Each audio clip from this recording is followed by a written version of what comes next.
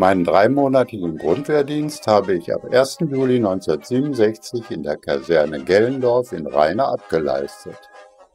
Die Ausbildungskompanie 14-1 war Teil des Nachschub-Bataillons 110. Damals mussten Wehrpflichtige noch 18 Monate zum Bund, wie man im Westen sagte. In der Ex-DDR musste man ja zur Fahnen. Übrigens sind mir aus Ost und West kurze Anekdoten als Kommentare sehr willkommen, zum Beispiel, wie mir mein Spieß mal besonders auf die Nerven ging, was ich während der Feuerwache erlebt habe und so weiter. Soweit ich mich erinnere, war ich seinerzeit mit 7 anderen Kameraden, die ihr hier im Bild seht, auf der Stube. Die Luft war dann nachts, besonders im Winter, alles andere als bekömmlich. Gerade in der Anfangszeit versuchten uns Gefreite kurz vor der Entlassung mit der Frage, wie viele Tage habt ihr noch, zu ärgern.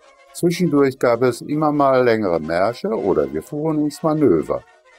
Dass ich auf dem einen Bild im Wasser nicht gut zu erkennen bin, liegt übrigens an der verlangten Tarnung. Hinterher im Lager mussten die Gewehre natürlich gründlich gesäubert werden. Hat noch einer eine Vorstellung, was man dann dem Ufts meldete? G3 entladen, Patronenlager frei, Gewehr entspannt und gesichert. Nein, ich habe auch kein phänomenales Gedächtnis, eher das Gegenteil.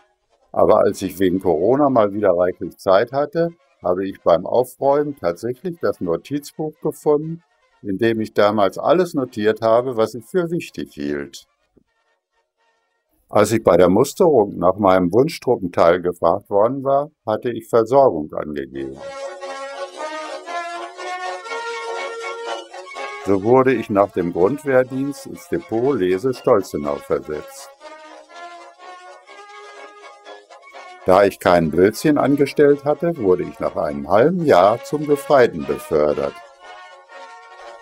Zuvor machte ich in Münster eine Fahrschulausbildung und durfte mit dem Führerschein Klasse 2 LKWs fahren.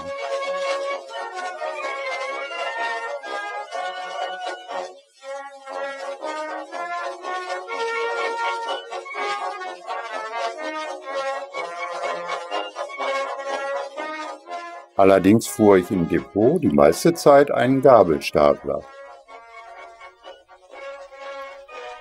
Eigentlich war es im Depot ein ruhiger Job. Blöd war nur, dass wegen der sogenannten brüderlichen Hilfe der Ostblockstaaten in der CSSR wegen Dubček es bei uns 1968 NATO-Alarm gab.